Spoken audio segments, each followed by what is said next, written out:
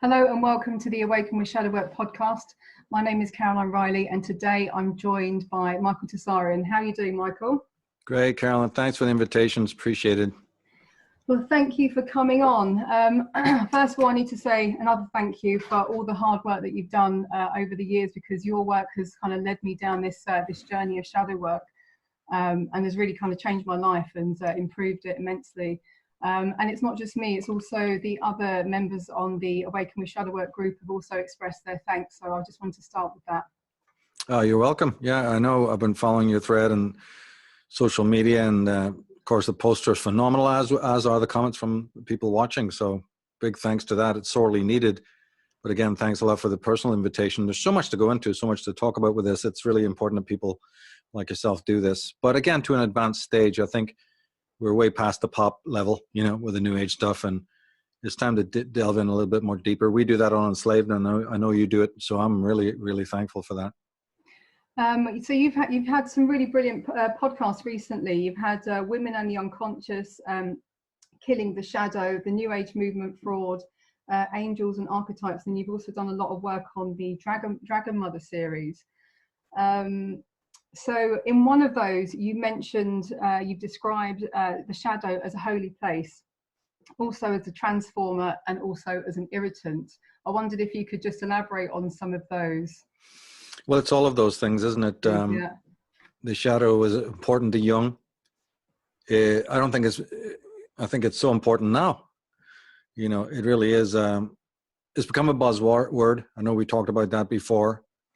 That's inevitable, because any subculture, whether it's the New Age movement or some alt research community, they're going to borrow terms, not really knowing, even less than a footnote. Most of them know. They don't even know the real classic definition, and yet you see this word shadow work turning up everywhere. It's used, but we kind of accept that, because all subcultures borrow from authentic teachings and authentic teachers, sort of as a pretense, to act like they know what they're talking about, to make it look like they're in touch. And that's going to happen. There's no way getting around that. But all best we can do is to try and, flesh it out. And one of the ways is exactly what you said, and that's to remind people, look, when you're talking psychology, you're not talking sociology, you're not talking politics. It's a very specific area, and there's so much can be said about why psychology, psychoanalysis is different than philosophy, different than science. It is in many core ways. With the additions of Carl Jung, it becomes even more unique. It has parallels only then to some sort of German mysticism, some sort of, shamanism perhaps, alchemy, tarot, astrology. It starts to have similarities with more of a mystic tradition, which is great. I have no problem with that. But this is what then I would talk about when I say that it's holy work. But, even for somebody who can't grasp that on the level that probably, one means it in the deepest sense, let's just understand that any kind of dialogue with oneself, right? Just to make it, so simple, right? Any concept of thoughts in your head, you having this daily dialogue with yourself, forget about Jung, levels of investigation into the deeper psyche and the unconscious. Look, holy work is your conversation with yourself. It is your capacity to introspect. You talk to yourself in the street now, it is a classic bona fide sign of madness. Not saying that facetiously. It will turn up in some manual where they can come with the butterfly nets. But you won't need them. The family will have already knocked it on the head. Your workmates will think you're crazy. Yeah. It's lampooned. It's a source of joke. It's comedy. Why? There's cultures where if you don't do it, you're considered crazy. Yeah. In fact, in the Middle Ages, when people spoke to themselves, it was considered completely natural. Later on, it was like a sign of schizophrenia. The great poet Tennyson used to go on long walks in southern England, around the estates in the village, and people would hear him speaking to himself and even reciting his own name as a mantra. This is an absolute fact. And he's poet laureate. So, it's such a bizarre thing how it's faded from concern, And again, even religion has co-opted it, with the prayer, let's say, right? Look, religion be damned. It's the self-conversation. You can't co-opt it. It's a natural psychological fact. And that's holy work. And then from that point, I could expand it into psychoanalysis, the deeper shamanic work with the unconscious, whatever. I would say personalism. You know, I'm a personalist. I've written books about that subject. And all that is just an extension of this normal fact that people dialogue with oneself. And personalism is just then that taken to a much more sophisticated, higher level, which involves much deeper levels of privacy, of course, you know, but that's a little bit topical. That's more obvious. Personalism is actually a deepening, right, of that self-dialogue, you know. And in the mystical tradition, it was known as Dasein. You know, it's a word that has many meanings, but Dasein was the mystical tradition of keeping it private, keeping it hermetic. That's why it's called the Hermetic tradition, right? Hermetic being quite obviously internalized, where Sosign is its opposite, and that became religion, non-mystical teachings. So one could unpack that endlessly, you know. Yeah, I was just telling you that I lived in Ireland for a while, and when I first started doing my shadow work, I'd take my dogs on very long walks, and in Ireland, you know, there's not very many people over there. It's very, very quiet, and I would talk to the sky, and I would talk to the trees, and this was like the first time that I'd ever done it. And then I started in my car. I couldn't wait for everyone to get out of my car so that I could talk to myself.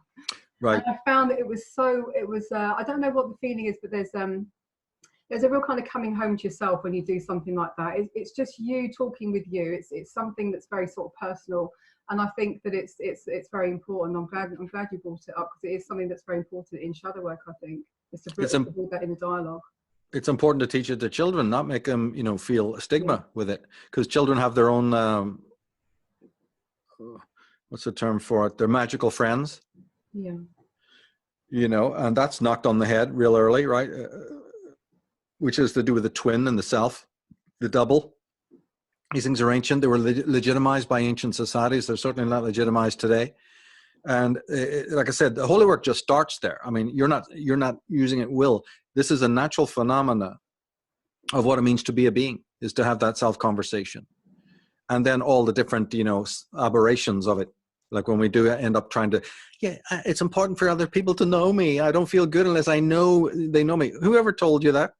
Nobody can know you, just in the same way you can't know anybody else. Where did you start with that? Well, school, parents, right? The whole thing gets derailed. But yeah, the holy work starts with your communion with self. Autolog. Look it up. Autolog. Mm-hmm. Communication with self, and then find out how that has led to all the other things, and how it eventually leads even to schizophrenia, you see, when the whole system breaks down. Mm-hmm. And yet these underpinnings of psychology are not taught. Psychology itself is nothing but education, primary education into knowing yourself. Remember, like it says on Delphi, know thyself. Mm-hmm. Yeah, is good enough for the Greek sages, the Orphics, the Vedics, the pre-Vedics. And it hasn't changed today. Why should it? Finding out about one's own mind and behavior, does that sound bizarre to anybody? It's the basis of all knowledge, right? Self-knowledge must come before I can know anybody else. How can I possibly know anybody else or even think of doing that unless I have at least a modicum of self-knowledge? Well, see, what's happening in our society today is that we don't have the self-knowledge, then we don't have the Hegelian knowledge of the other, and then we don't have society. Society literally breaks down the glue, which is sacrosanct, which cannot be melted by any other force, right? It immediately dissolves when self-knowledge is missing. That suddenly the infrastructure, you know, of the Mitwelt, which is society, now starts to show weakness and get metal fatigue. And everyone's screaming about it, but not knowing these underpinnings. Everybody, Dinesh Souza, everybody's got their, you know, iteration or explanation. But until we come back to absolute pure psychology, you're never going to explain why things are coming undone. Something that should be so powerful. Culture, people coming together, societies. Why is it all fading and falling apart? Well, you don't want to look at psychology, then don't, you know, when it all comes down crashing around your ears, don't say you weren't told. The people today have no interest in self-knowledge. They have interest in the crowd, these crusading memes, these talismanic terms, the noise of politics. But you can't turn to a crowd and say, how do you feel? You know, what's your experience of life? There's only the existential questions that matter can only be answered by individuals and even asked to an individual. The more and more we subject ourselves to the crowd, the less and less any existential or psychologically valid question becomes null and void. You can't even ask it. How can you ask a crowd how they feel? Or how do you feel as if you're talking to an individual? I mean, come on. The whole thing is bankrupt.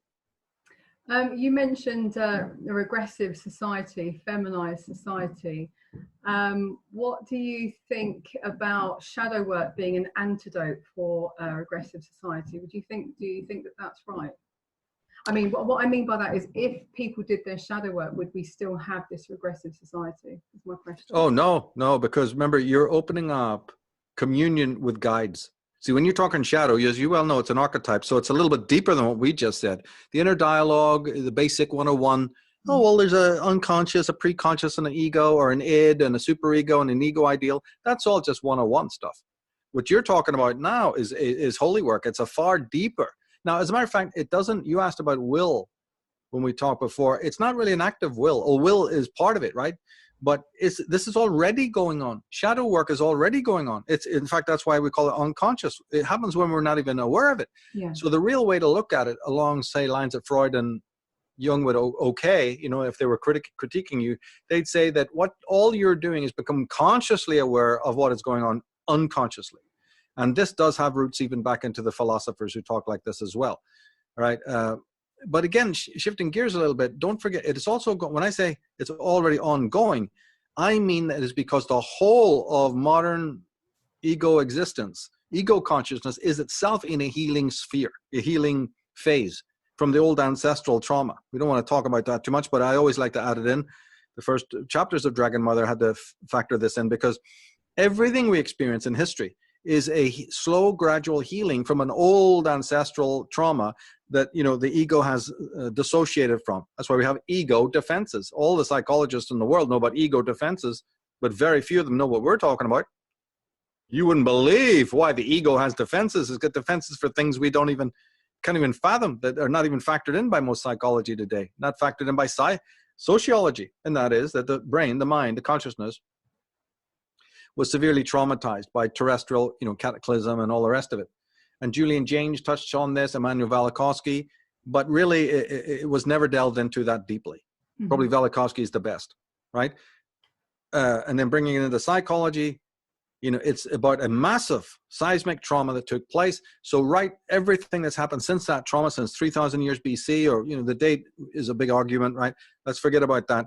But everything since the birth of Christ, all what we know of consciousness, why religion has arose as a stabilizer, why science, why metaphysics, you know, why even modes of sociology have all arisen, why denial has arisen, why self-deception, why schizophrenia. I mean, this original seedbed of trauma is the soil for all pathology, right? Although later on the pathology takes on bizarre, you know, twists and turns, right? But again, to answer your question, shadow work then becomes the individual's way to deal not only with something ontogenetic, a personal hang-up from his childhood, you know, we'll get to that in a minute, how important those ontogenetic personal traumas are, but this wider seedbed of ancestral trauma, because all later trauma above it, right? Later, in other words, in history, if they're constantly traumatized, it's like these little keys, little antenna, little tuning forks.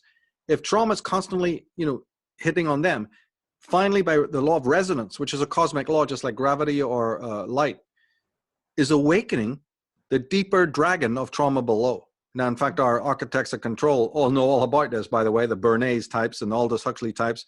They know all about this and co-opt this. But even besides that aspect, we don't get free. So shadow work to me is, as Jung said, a deepening look at the, you know, working to see who your archetypes were, which ones are friendly, which ones aren't.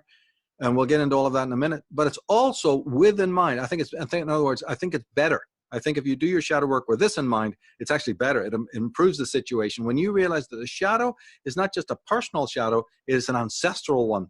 All human beings suffered trauma, both you know, in the terrestrial sense and then in the psychological sense. So there's a resonance has been set up. And so this is the character of the shadow. Once you start getting in touch with the shadow, it might have a character that is so utterly bizarre that unless you know what we're talking about now, you'll have a very, very paltry, you know, relationship with it or explanation of it. So there's many dimensions. I try to bring that to bear, you know, these little bit subtleties. But yes, unless you have identified the shadow, you know, it's going to be impossible to heal, either from traumas of your own personal life, which could be very considerable.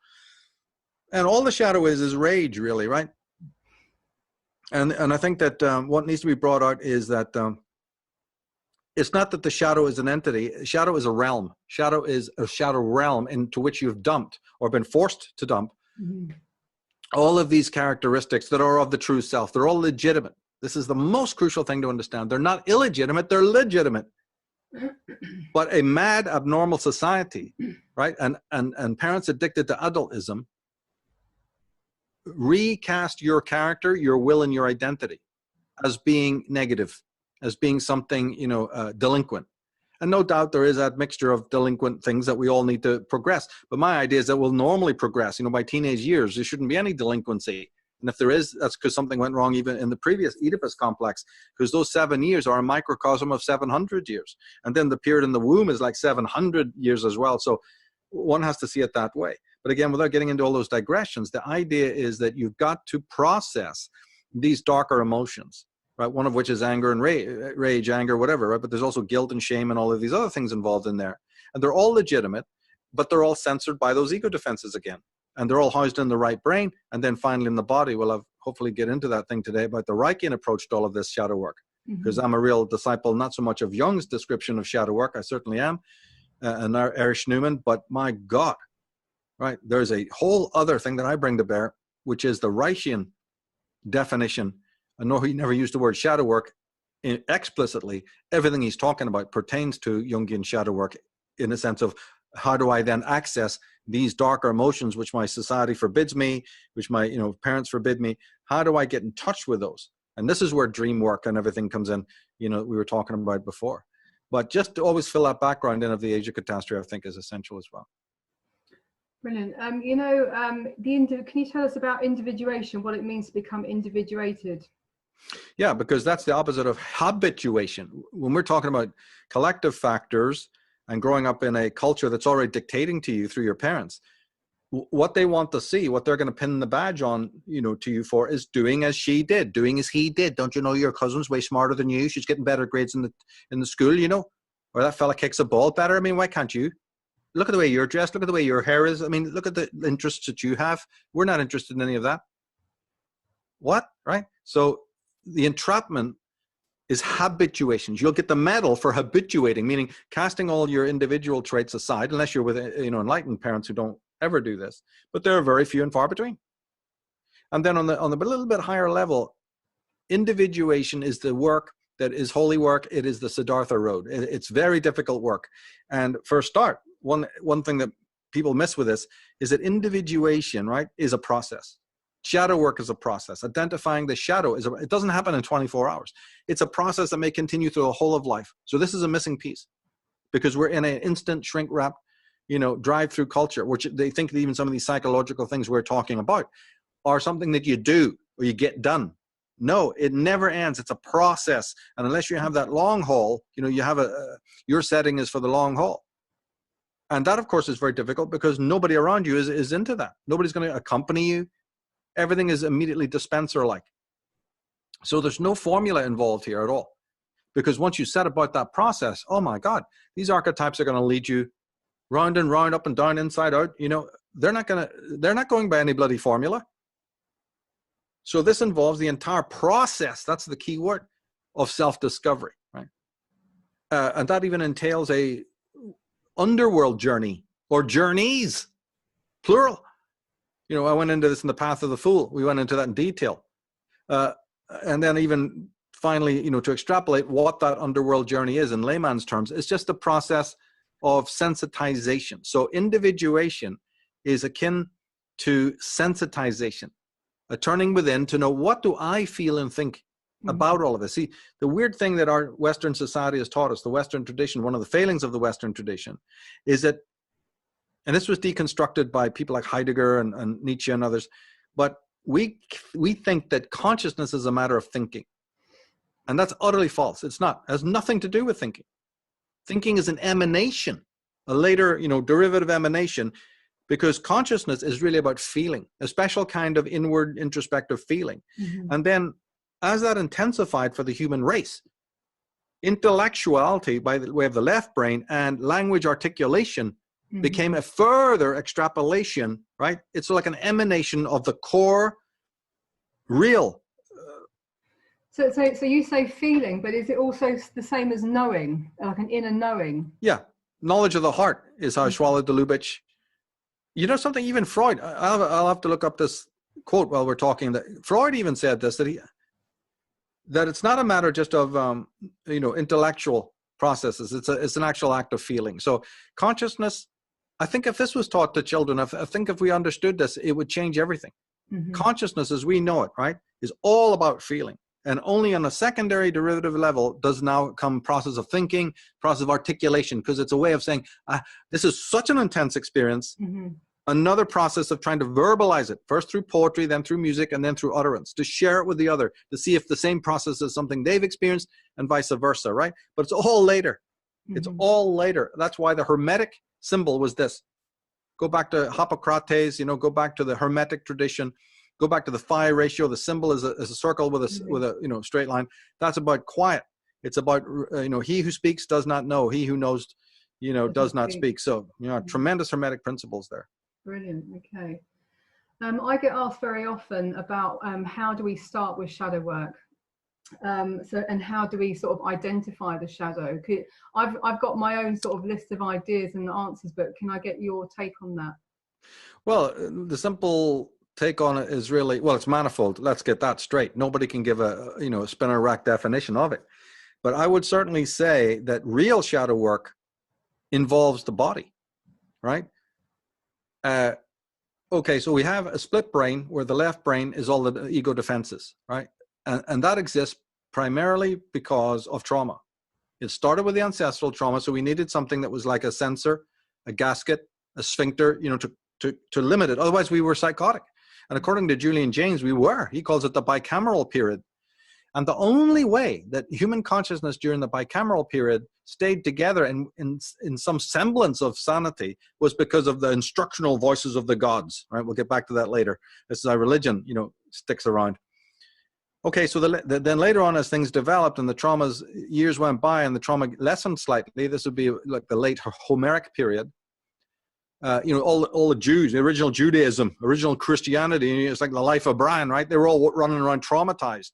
That's how you get these bat crazy religions worshipping, Moloch or whatever the hell it was, Jehovah. You get all of that because of this trauma that I'm talking about. As things, sort of improved or whatever, the left brain became the instructional voice of the gods and sectioned off that.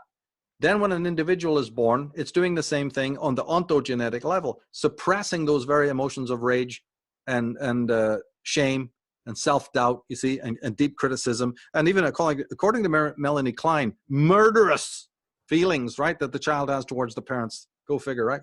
I will be doing podcasts galore on that down the line. But this censoring aspect, by pushing things into the right brain, has all the memory of all of that, right? The right brain.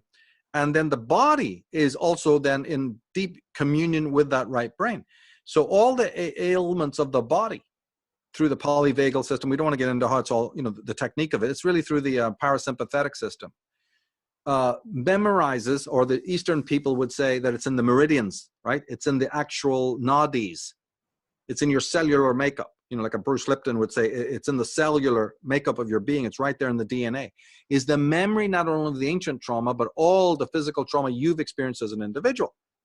Well, what this means is that Wilhelm Reich understood this, that the structure of the body, and you had a question, I know, about chakras and all of that, or one of your members did. See, the way to understand that is not as it's presented in the East. At least for me, it doesn't work at all. Mm-hmm. Because it involves too much of a concept of higher and lower, and I'm already super suspicious of that. Doesn't mean it's not true, but as far as I'm concerned, any concept of highers and lowers already weakens, right? From an existential, metaphysical point of view, you're already on weird ground there. You're on Gnostic ground and theological, religious ground, which could be completely false, right? Wilhelm Reich's idea was a sort of a dialogue or conversation between energy more in this way, from the core of the body to the surface of the body.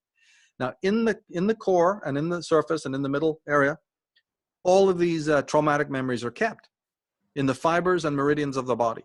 So the way that I would recommend people to get into it, it's a very bizarre recommendation, but I stand by it for many, many decades now. And I certainly wouldn't recommend anything I haven't tried myself or researched. And that is that you must start factoring in the body. And whatever way you want to do that is your own gig, right? It's about getting into physical culture. But I don't mean jogging and weightlifting. I mean Qigong, Tai Chi, Aikido, things like that. Or a kind of amalgam, right, of those with Pilates and with various hatha yoga. I'm a big believer in that. Although you got to watch where you go with that. I mean, when I mean hatha yoga, I mean staying within that body culture and not getting into some of the other yogas of the East that could bring a lot of trouble, because they're essentially Gnostic, which is world denying and body denying and all of that. And we don't want to go there, right? But yeah, within hatha yoga, there's some very important practices.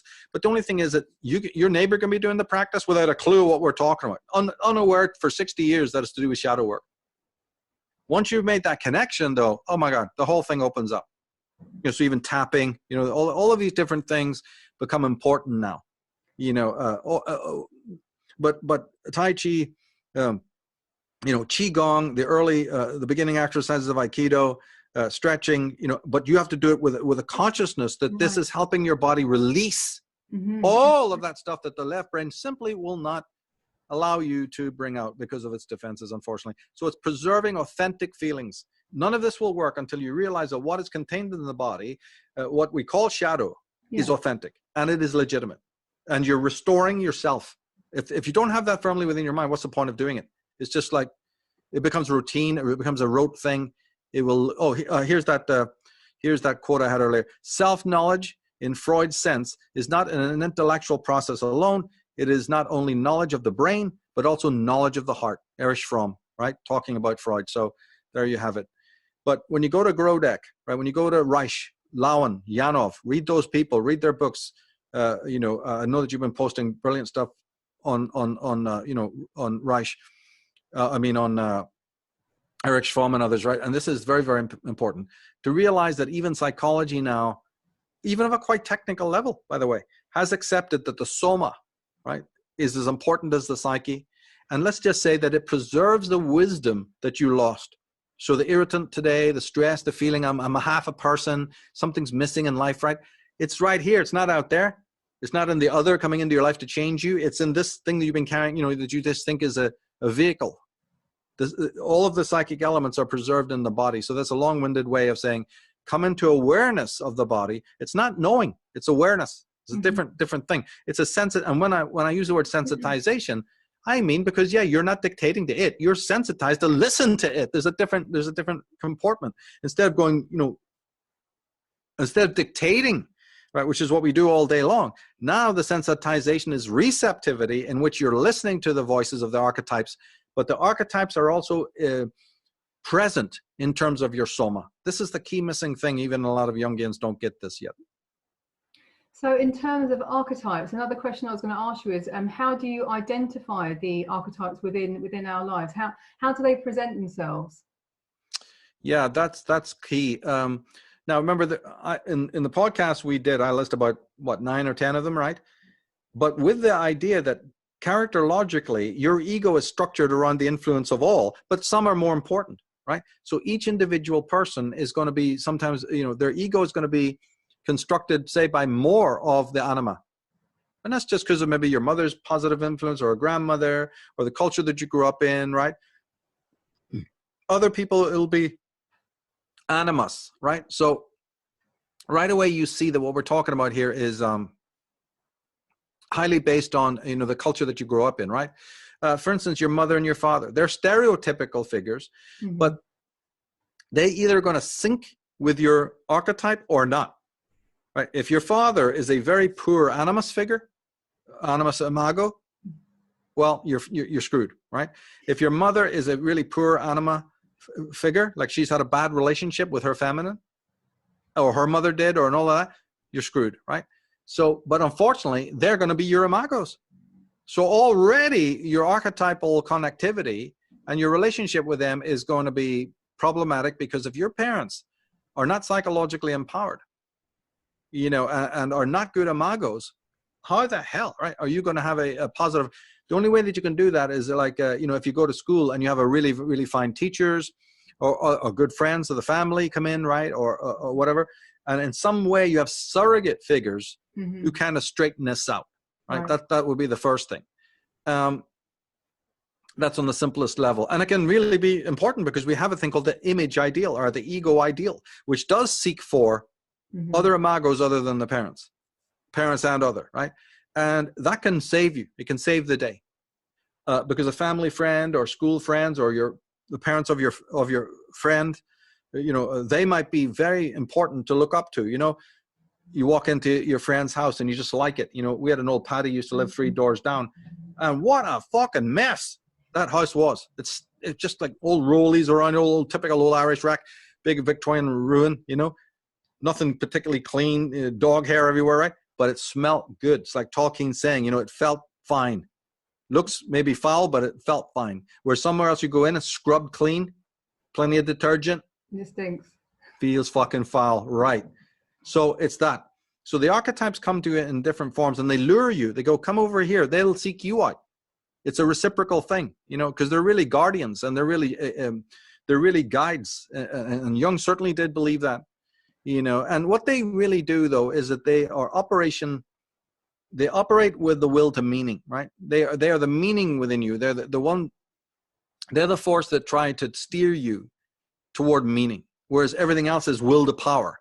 How can you crush the next guy, And the thing to answer your real question, though, is if you're not a feeling type, you're not going to be able to awaken them at all because they don't communicate in words. Like music, if you listen to classical music, or even music with words, it is ultimately the feeling in the song or the tune that is, in fact, there was I think it was is it in China? Or, no, it was Egypt. There was a hieroglyphic for thought. Is the ideogram is actually a heart. Oh, really? Fucking nailed what I'm talking about. So thinking is thinking cognition from the outside world in the way that we know, cerebral thought, right? Thinking, when you turn it within in this holy way, becomes synonymous with feeling. And you won't find 1 in a million people who realize that. It is thinking, but in a mythic way, where you're so sensitized now that you're sensing, those other layers, the mythical layer of your Jungs and your Joseph Campbells, and even something deeper, that the Hegels and all we're talking about, a much more deep, mystical flow of Geist, of the spirit's own world. How on earth can you think about that? It's too big for you to think about it, but it's not too big for you to feel, because it's been moving in consciousness from day one. Consciousness, what we call consciousness, is just the most, is the crust. It's the little bud or the blossom on the tree fluttering, but that flutter comes from that twig, that branch, that bough, right? And that trunk, and then those roots, and then there's something below that. What you see at the top is only the epiphenomena. So all of our thinking is really rooted in a deep, deep feeling. Oceanic feeling would be one way to explain it, that Freud used as a term. And he had a problematic relationship with that. Whereas Jung and all didn't. They jumped off and, thanks, that's it. They thought, that's what we really need. And the thinking, that's for the world, that's for stereotypical existence and experience. But when we go down into archetypal existence, it's a matter of feeling all the way, I'd say. With the archetypes, so I want to ask, how are they created? Are they from ancestral memories and life experience? Is it that? Is that what it is? Yes, and this is extremely important to grasp. Otherwise, you start getting into what I would call, kind of a erroneous mystical ideas, right? Jung was very, very stressed this a lot. And this includes the shadow, of course, right? And that is all content of the unconscious is really based in the same thing as content of the conscious mind, which is daily worldly experience. The only difference is that because mankind has been around for a long time, the impressions and the experiences are registered in the right brain, or the unconscious, if you will, right? Over a longer period of time. Whereas an act of narrowing has to happen when we deal with our memories of our physical, life, obviously. Otherwise, they would just bleed over and you'd be sort of, whatever, schizophrenic or whatever, right? You certainly couldn't function in the way that we do today. A kind of editing and dissociation is natural. I pointed this out when we talked about pathologies in our podcast, is that some of the pathologies are just natural traits of the mind taken off into an extremely inflated or aberrant way. Even dissociation is correct. It's a natural phenomenon, right? Sublation, compensation, all of these are natural things, but they in the wrong society, they get distorted, right? So the unconscious content, all the archetypes, are made up of experiences over time. So the 9 or 10 that I mentioned in Women on the Unconscious, like the hero, the innocent, the warrior, all of this, right? These are based in experience. So the world is our teacher, right? And what this does bizarrely is it makes sensation, right? Which is always considered the weak function or the less important function, because you have thinking, feeling, emotion, and so you have thinking, feeling, intuition, and sensation. Mm-hmm. If you really read the Jungian thing correctly, you'll find out that sensation is actually the most important, because it was through senses that we first registered an external world. And when we first came up against, the pleasures and pains of living in the physical world, and we first came up with the idea, here's a mother, here's a father, here's an animal, here's fire, here's the tribe, here's comfort, here's discomfort, here's failure, here's sorrow, here's rivalry, here's anger. So none of this is mystical in that sense, right? In that sense, they're not coming from some supernatural kind of experience, although that's involved in as well, because the self and God archetype, we'd have a different conversation if we went into that. But even those are experiences of the mystery or the beauty of the world. So even the God archetype, and this is why Jung is so important, right? Because it's not that he's tearing up religion with statements like that, but he's certainly set some dynamite on the foundations, just like Nietzsche had done and others had done. Jung is pretty much an iconoclast as well. And that is because he's trying to show you where these supernatural ideas came from in the physical sense. So the scales that come off people's eyes, I mean, I know you know this, but the feeling of I've just had a squeegee for the third eye, as Bill Hicks said, somebody's poured a bucket of water over my seeing, and finally I'm getting clear on things. This is what I've been waiting for, As I say, it's not to negate the other. You don't throw out anything, but you reconfigure it in the whole. Here's where religion comes in. Here's where metaphysics, from a neutral, from an unbiased historical position, you now surveil what's out there instead of being, fanatically embedded in it, right? You can stand back and have the intellectual understanding of the thing.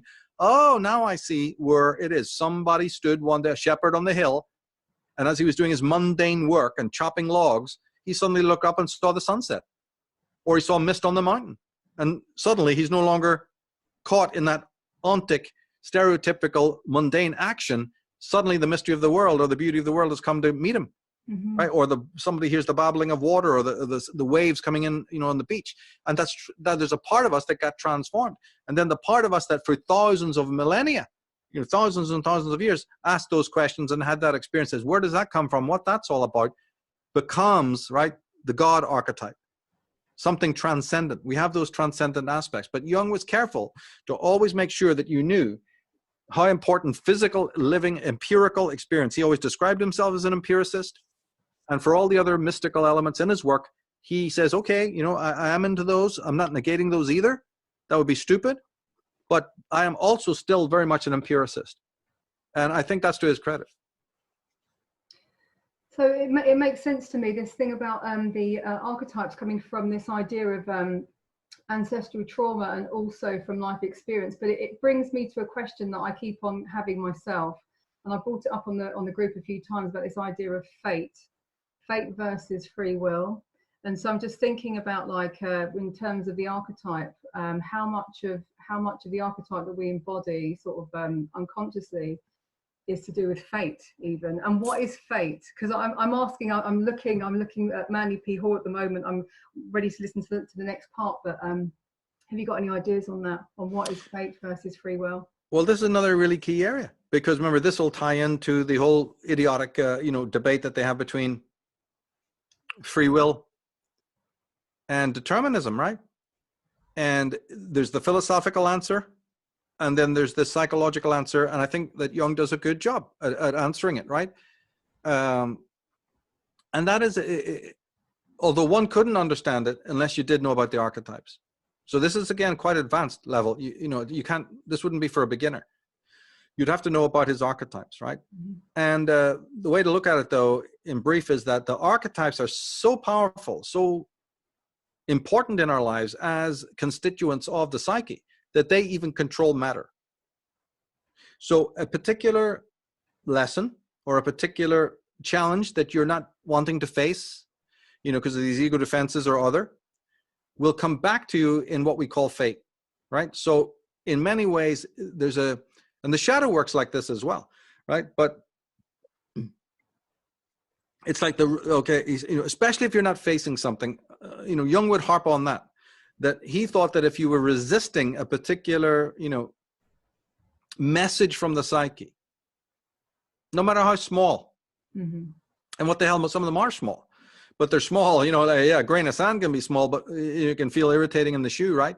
So, he's saying that then somehow, now this has to do with mystical ideas, more mystical ideas, where he is like George Berkeley, the Irish idealist, is saying that, look, we're actually in a thought. There isn't anything material. That is a thought. The idea that you think there's a material, concrete world out there is a kind of thinking, exactly as the other side of thinking says, no, there isn't. It's all derivative of ideas. That's where idealism comes in, but it's a bad word. It should be ideaism. So then you come and you say, wow, this is a bit idealistic of, Jung. And, the argument goes like, he's saying, you're not in a material universe anywhere. You're in a thinking biosphere, which is the thought of spirit in the true sense. And therefore, since materialism is just a concretization of this, a very poor, unworked person's account of it all, and there's plenty of those around, right? So once you understand that it's all the psyche, you're in the psyche is not in you, then there comes this incredible activity where the constituents of your own psyche, the archetypes, actually have a kind of magical power, if you will, over fate. And so you then have this, you will then find that history and your own life takes on a quality that is numinous, right? In which things happen to you and people come into your lives. And I'm a huge believer in that, right? That you can study particular people's lives and biographies in which any concept that is just random chance, of certain things happening just is obliterated. And, and that's a more of a detailed study, right? Which I've done. And I can prove that this is all what it's about. But then Jung and astrology would be another way, of proving that. But Jung just said, your fate is your character, meaning that the constituents of your character, your own sensitivity towards those archetypes, whether you're a good student or a bad student, and some people are very bad students. So in some way, you can't learn from within, so then the lesson must come through another person. Aren't the archetypes in other people as well? So there's a sort of a collective aspect. That's why I call it the collective unconscious. And somewhere in the middle of that, what we call reality is also in many ways responsive, in ways that still need to be studied. And if we had been listening to Bergson and, the Holon theorists or the holographic theorists, we'd be able to study it with a lot more clarity and understand it. But we've still got this materialistic nonsense, from the highest ivory towers being taught to kids and taught to the students. So the very science, that we have to help Jung to bring out what Jung was saying, we're not studying, anymore. But, we dip into that quite regularly, actually. And we're going to be doing on this Sunday another one on the frauds of materialism, hoping to bring out these other sciences that I think Jung, help us to understand what Jung was talking about. You mentioned that the archetypes are racial. So does this mean that we need to be mindful of our heritage in order to understand the self? Hugely so. I can't emphasize that enough, even though it's a very taboo subject, and only so much can be said publicly about it because of the nature of the times we're in. But hugely so.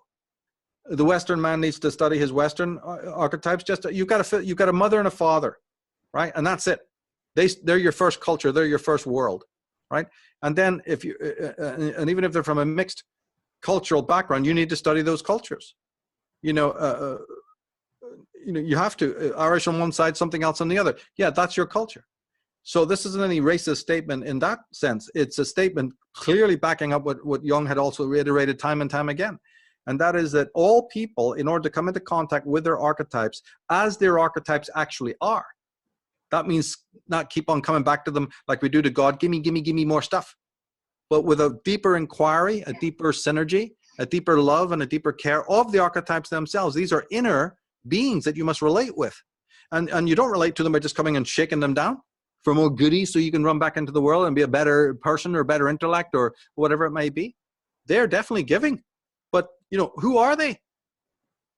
So, and this is where the racial thing comes in a lot, because these are phylogenetic, things that even words that have become taboo. These are racial memory. We already said that it's about experiences from the world accumulated and crystallized over time, like a snowball effect. Yes, it is. But it also seems to run along racial lines as well, but for obvious freaking reasons, right? And so if you really want to know what your archetypes are, and this doesn't mean dismissing any other race, I'm telling the other race, people of other races, to go and do the same thing in their life, right? So it's not about superiorities, it's inferiorities. It's about a person needing, by definition, and this was the way things were up until, very late in the day, to go back and be one with their own traditions. And also, I'm not saying that all those traditions are positive. So this is where, you just go, oh my God, you're going to be thrown into a dungeon and haven't said anything wrong at all. I'm saying that those traditions are full of aberrant aspects. But that's part of it. That's the shadow of, your collective group. So, and look at the horrors of Christianity, what it's done through time. Look at the lies that spread in the Bible, the filthy sexism and racism and all the rest of that. The whole of it, just utter lies of the supernaturalism and whatever else that people like William Blake tried to fight all their life. But in general, yeah, you have to have a racial component. There was nothing wrong with that. It was considered completely normal up until these recent political times. And I do that, right? So people can, be as offended as they like by that, but that's just the way it is. It's going to become harder and harder for people to do that because, I think you're probably mixed race. I'm also mixed race. So as, time goes on with like mass immigration and stuff, it's going to be harder and harder as like cultures are becoming more and more diluted, aren't they, with mass immigration? But it's going to be harder for people to do that. Mm-hmm. But you pick, then at the next step would then be to pick a kind of tradition, which you relate with. Mm-hmm. So my mother was Indo-European, their side of the family, and then the other side of the family was as well. Neither of those people could give a flying fuck about anything we're talking about here, right? So I chose the Indo-European, Celtic, pre-Celtic, Teutonic, Nordic, right? So you don't have to actually have your parents and your own blood sort of, be the guide, but you can pick a kind of it boils down to language again, an archetypal language. And so you can pick a language, say like you get into Japanese stuff because you love the martial arts, right? Mm-hmm. It's all going to boil back to the same thing because it's all tea in different cups. It's all about which access road do I take back to a dialogue with the archetypes. And so for somebody it can be learning Sanskrit, right? For somebody it can be working with the runes. And they can be fucking Chinese for all I care, right? You know what I mean? And this happens. There's Western people who go to the I Ching. So yeah, when it's not a strictly clear racial, backstory, then you are up into the point of choosing one, out of these ones, and as long as it's authentic. And I'm all for that too. Okay. You say that the archetypes serve the imperial self, but if the imperial self, there's a conflict if the ego and the self want two different things. So what can we do in that situation? And why are the needs of the ego in opposition to the self anyway? What is this defense? Why is the ego so defensive? And what is it trying to defend? Yeah, it's incredible, isn't it? Well, there's two things, and then we'll add a third. One is the ancestral trauma. That's where all of this architecture of defensiveness came in the first place. And that's just my opinion. Right. I try to back it up with what Velikovsky said, with Julian Jaynes, but they're quite inadequate, and I'm just using them to sort of substantiate because you need it, right? People come along and go, "Where are you getting all these ideas, Michael? They sound kind of crazy."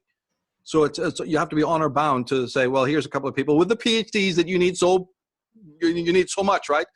Let me put you in the direction of the top people, right? And then they get it. Then they go, oh, well, it's okay now. They don't care about the idea. They care about the letters at the end of your name. If you don't have them, you're wearing a heavy metal T-shirt, you're automatically ignorant, right? Well, that's it. You're up against that.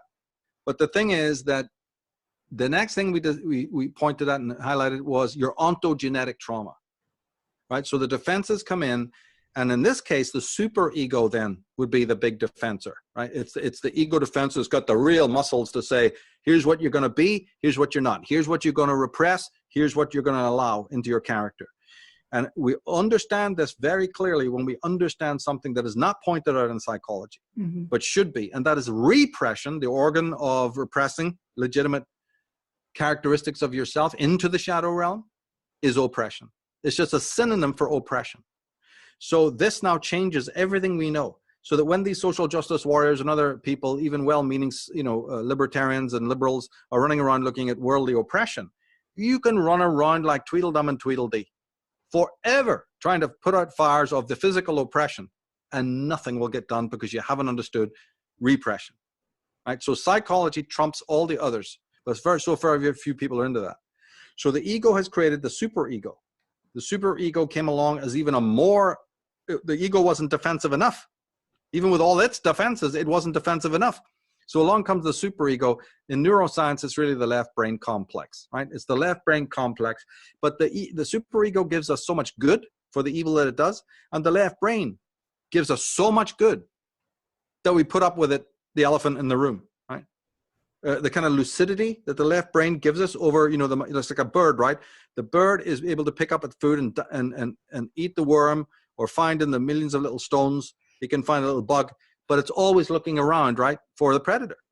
So this extreme telescopic ability to really come up very close to the canvas of life is so enthralling, so ecstatic, and so productive on a practical level. We need it. Boy, do we need it.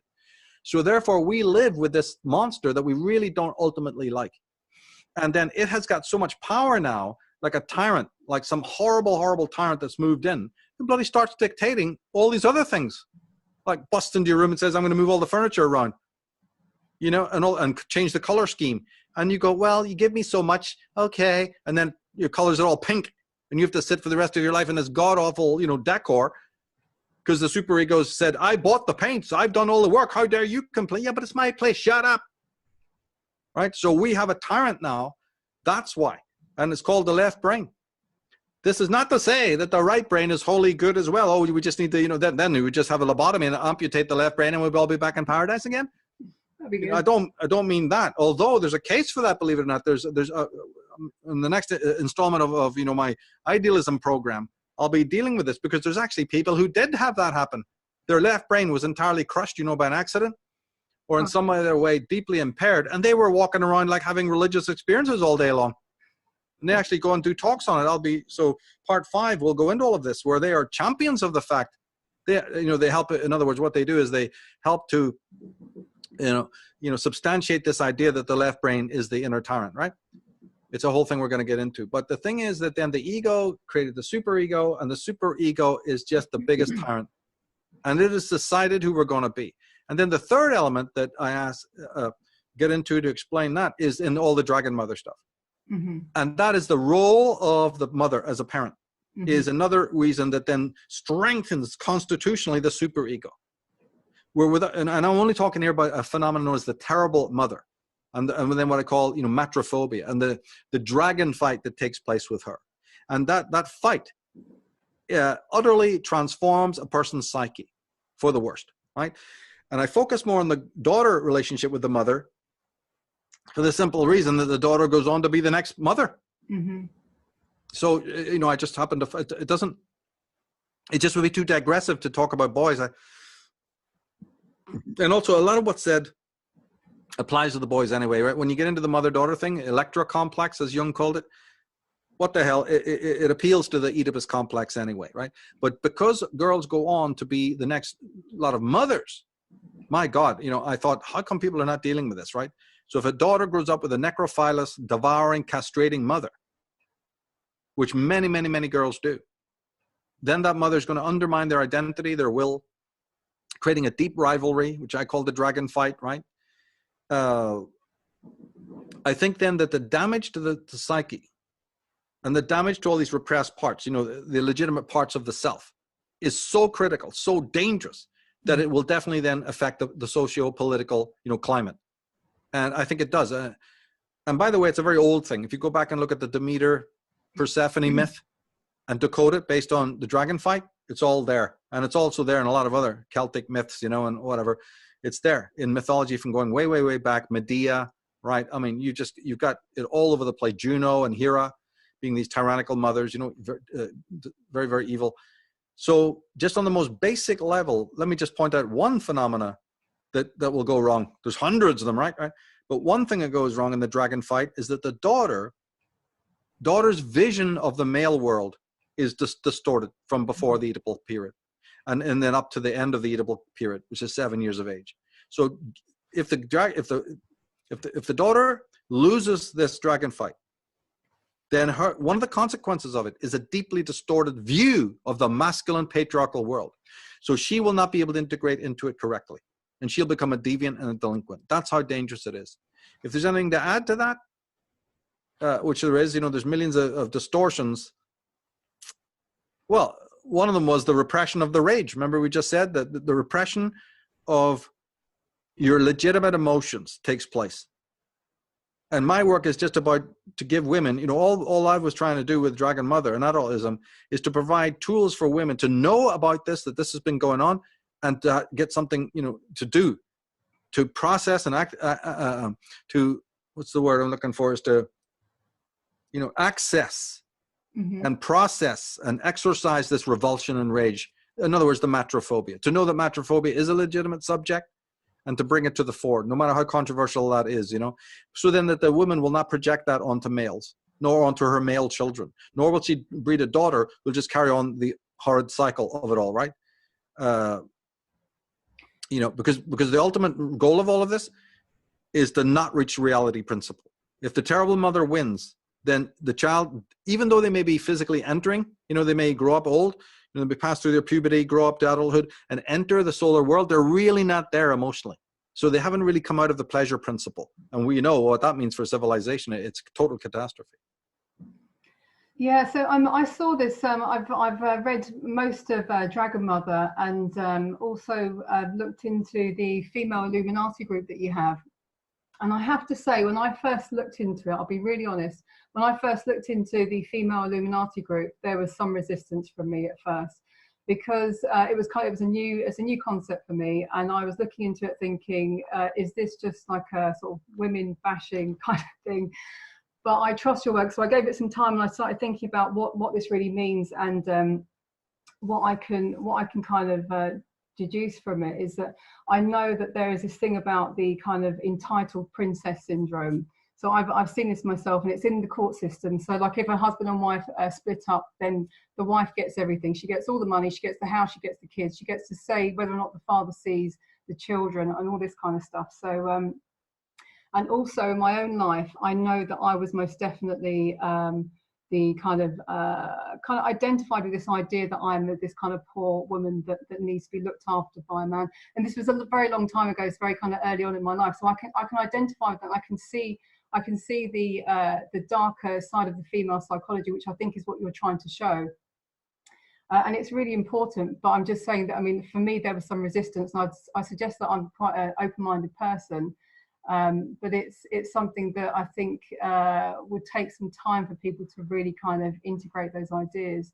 But they are really, really important, because we need to know about, you know, the truth of what's really happening in society with both men and women. But even for myself, there was some resistance.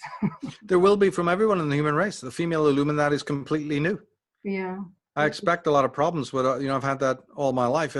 It lessens as a problem when people realize you're under attack, and that women are under attack by this group as well. Just because they happen to be a coterie of, you know, extremely advanced, they're really royals, right? Royal female dragon sisters, or they're members of the dragon court, right? They're attacking women as much as they're attacking men. So that immediately clears the field for battle. Are you talking about the ultra-feminist movement? Is that what you're... No. Sorry. No, I'm talking about you're talking about the female Illuminati, right? Oh, right, I see. The female Illuminati is an actual, you know, secret society that has an enormous effect on our world. They're basically, they are behind socialism. I bring this out in the Black Nobility. They were socialistic back at the time of Jesus. It's a family, right? They're Persian, Jewish. They converted to Judaism, so they're really not Jews. This is where people go wildly wrong. They're actually Persian. Think of this, right? but they're not even Persian. They're Gnostic. They're something else. They're quasi-Egyptian. They're Atnists. They're Atnisetians. We're dealing with some heavy-duty crap here. Really evil people. But in some bizarre way, they created they became liberalistic. What we would now use as the word liberalistic during their times. And this was, they only did it. They only did it to get the throne of the emperors of Rome, because they actually qualified, right? The sons actually were claimants of the Roman throne. So we don't want to get into all of that. But they became liberalistic. And then all of our history is the fighting between two groups, right? They call themselves the fourth sect. And the fifth sect we know all too well, that's papal Christianity, the Vatican style. Mm-hmm. So the fourth and fifth sect, over time in the late 19th century and then moving into the 20th, they're like that. They find, in other words, the fourth sect basically now won. And the fifth sect is no more. We would know that as right-wing, conservative, papist. They're crazy too, right? One is as bad as the other. But now they've completely come together. So the female Illuminati won. And I tell that story in my other works, right? But then, because they were liberalistic, once they won in the 20th century, then we have the rise of socialism. So by 1917, you have what? Communism. And they had a little bit proto-communistic nonsense, before. But it culminated, everybody knows, in communism. And we've got it today in this ultra-socialism, this radical socialism, anarchism, and all. It's the same money behind it. George Soros is just a conduit, just a little lower henchman, a puppet for some extremely powerful people. And these Googles and all, they're owned by all of these types, as almost everything is. So there's that thing to bear in mind. But the field is easily cleared once we understand that these are the destroyers of Western civilization. Well, they're destroyers anyway, right? Their liberalism is an occult liberalism, because they're basically orgiastic Dionysian types, right? Whose whole religious outlook is very different than ours. They're nihilists. They're people who don't really ultimately believe there is any supernatural realm or any, that's the wrong word to use. Let's just put it this way. They don't believe that there's any inherent meaning in life except having pleasure, and we can get into all of that stuff as well. But yeah, because they're made up of these very, very powerful women, men are deeply involved as their agents. So I'm not making any sexist statement there. Half the agents who execute, like these Adam Weishaps and others, these are all men. So I'm not splitting them off and saying it's only some evil witches out there, doing something. No. They're a very small group. And their agents are the black nobility, of the world. And then the black nobility then co-opt a lot of other lesser people through the Masonic structure who have no idea what the symbols mean or what's up above them at all. They're not meant to know, and they don't know. So that's really, really important. But Michael, where are we headed? Where do you think we're headed with all this information? With all this knowledge? The future is not good, because remember, all chaos on a socio-political level is born out of the lack of psychological insight.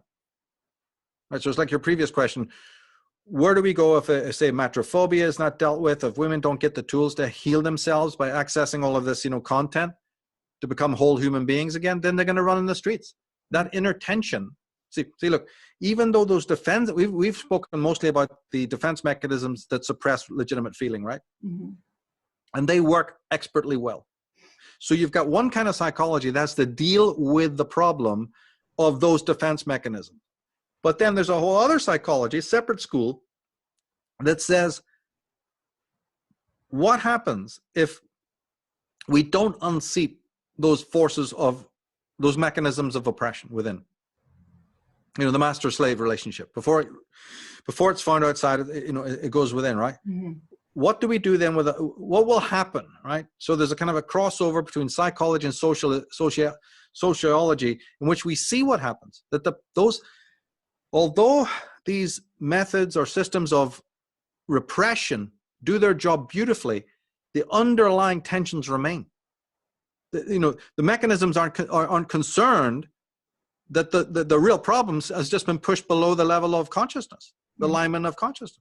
But that means that the turbulence, the PTSD, the parapsychological, the parasympathetic systems, your very fibers and nerves are in a state of agitation.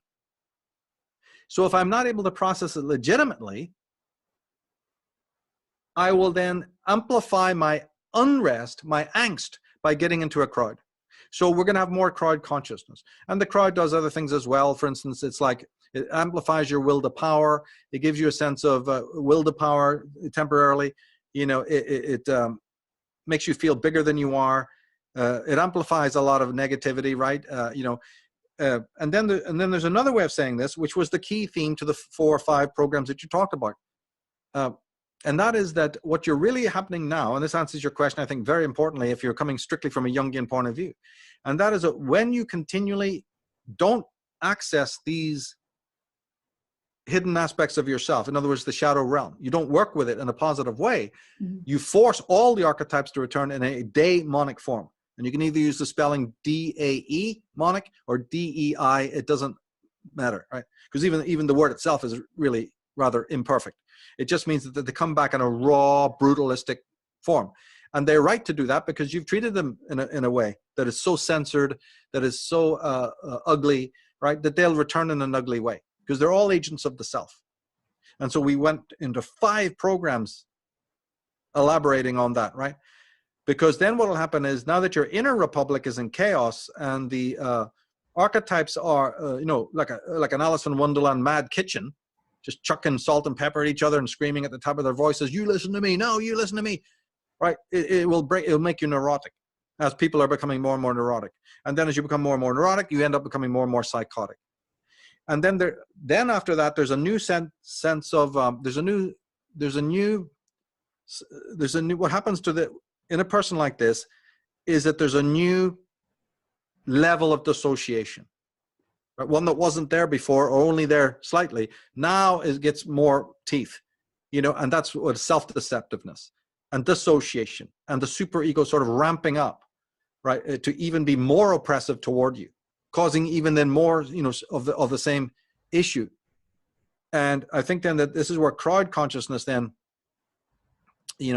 oh yeah, and another thing that we forgot to mention, which ties into this, in the consequence of the dragon mother fight, is that we forgot to mention is autophobia.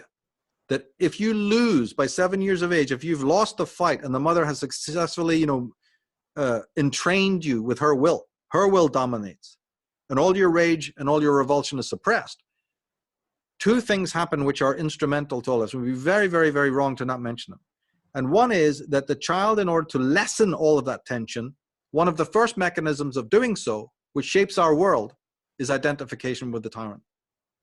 So the child finds in this catch-22 situation that in order to lessen this voice of utter rage and disturbance and feeling of unrest, and also to get along with the tyrant, you start identifying with the ways of the tyrant. Maybe they're right. I really do love that power she's wielding. Wow, she's so powerful in Medusa. And oh my goodness, love that. Look at those big boots that's stamped all over my ego. Wow. So you start to you become psychotic. You become aberrant. You start identifying with the power of the bloody tyrant. But as soon as you do that, and that's where the superego is born, we get the superego from identification with tyranny. So when you see these snowflakes running in the street speaking freedom, empowerment, that is all. That type is exactly the type we're describing now, because they have to run in the street because they've identified with tyranny, and then in a massive desire to self-deceive that is the case, they have to make the lady doth protest too much.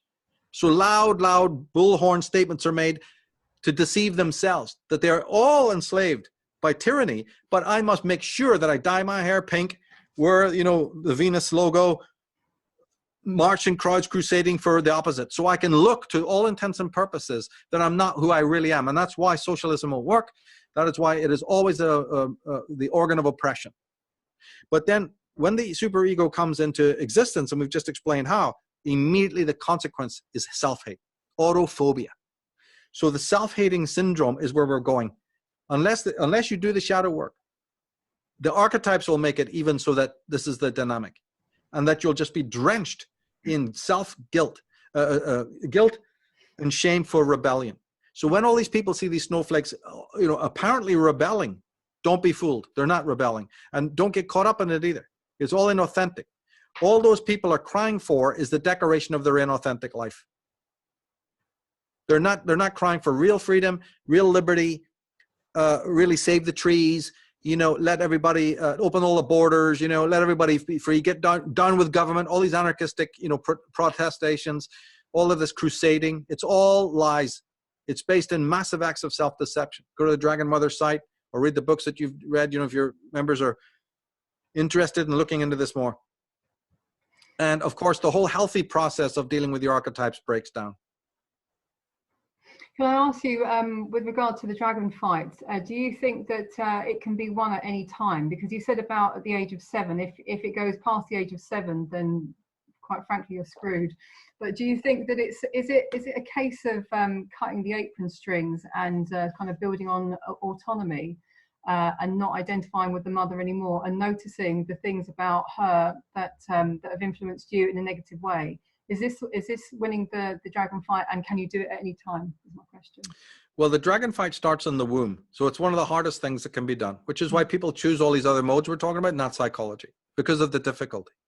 Right? It starts in the conditions in the womb. And even when you say that, like, what does that mean? Sure, the child isn't even thinking in the womb.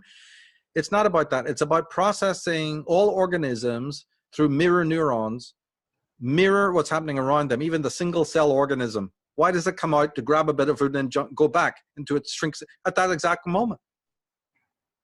I could have done it all day. It just does it now, and you know the light is different, or this is different. There's so much sensitization in our system. So what's really happening with the fetus is that it's registering the mother's self-conversation. So if the mother is a constitutional psychological inferior, right? If she's necrophilous, devouring, etc., or has been deeply traumatized in her life, which is usually what has happened, the whole thing is going to, you know, start from that point. And she may be using the child then as a kind of accessory. Having such a very low self-esteem, you have, you know, your children screaming and yelling in public places and dressed up in all sort of weirdness to say, look at me, look at me. It's the mother saying, look at me. That's all it is. Or it's used as some sort of psychological crutch. And all that's going to happen is that the dragon fight is just going to continue and continue and continue because you're dealing with unenlightened people. And as we said, she becomes the tyrant that one identifies with. So how can you break that? Do you realize the stoical process, the insight, the deep years of aloneness to take on this thing that your whole being wants to associate from? You've identified with a bloody tyrant, which is already aberrant. So now the actual process is de-identifying with the tyrant in order to even begin the process of discovering the whole other thing. We're already, you know, way down the line. And we're not helped by our superego. Because you see, this process that we're talking about now, which is real shadow work, let's make that tie. We've been talking broadly. Let's really connect this now. The dealing with metrophobia, right, and the electro complex is shadow work. This is not being told to you by a lot of people. And it involves the body. So you won't be able to sit in that cubicle under those fluorescent lights, you know, for 10 hours a day trying to get that promotion. If you're dealing with this shadow work, it's not going to be possible because the processes you're going through are going to be timeless. So you're not going to be able to get up at 5 o'clock in the morning, get that coffee and rush off to work. That's all going to break down. Are you willing? Are you ready for that? Talking to a bunch of gormless people at work with no psychological insight. Are you going to be, or even in a marriage, for fuck's sake, right? We're in the shit.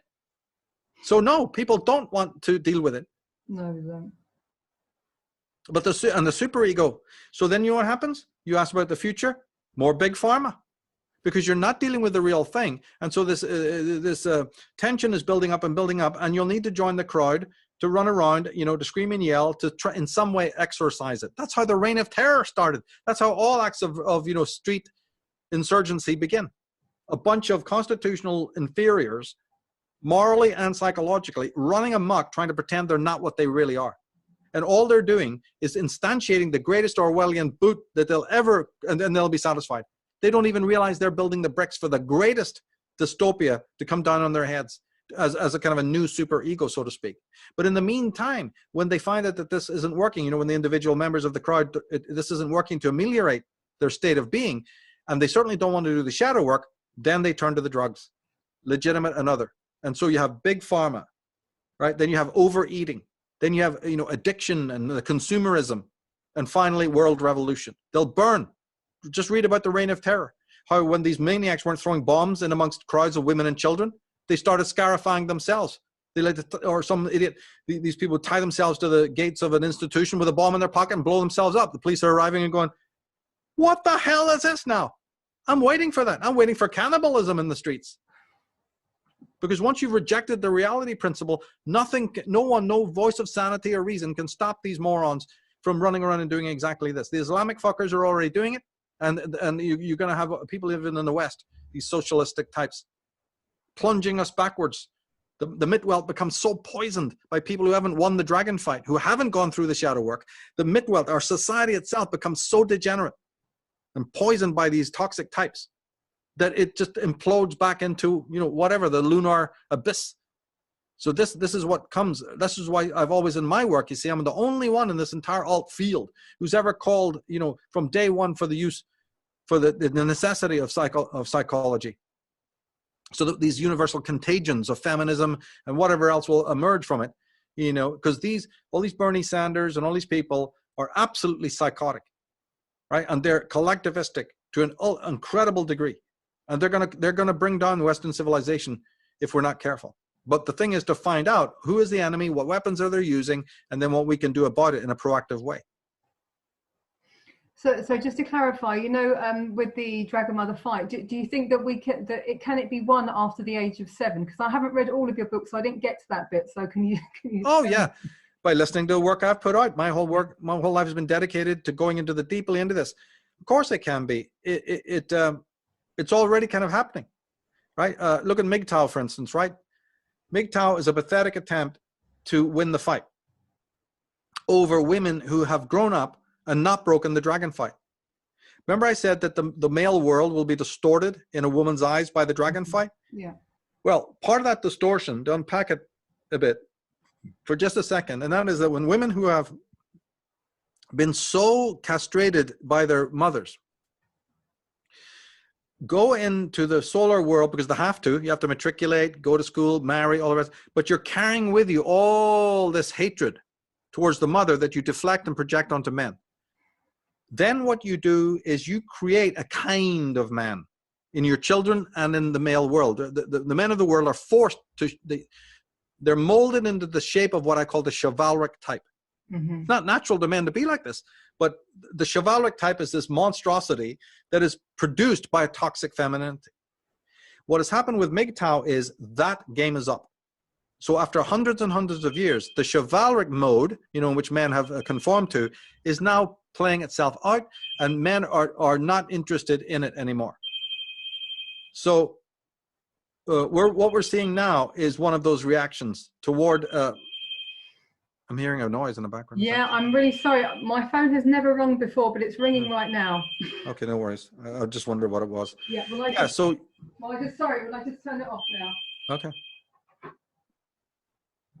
Very sorry about that, Michael. It's actually never rung before.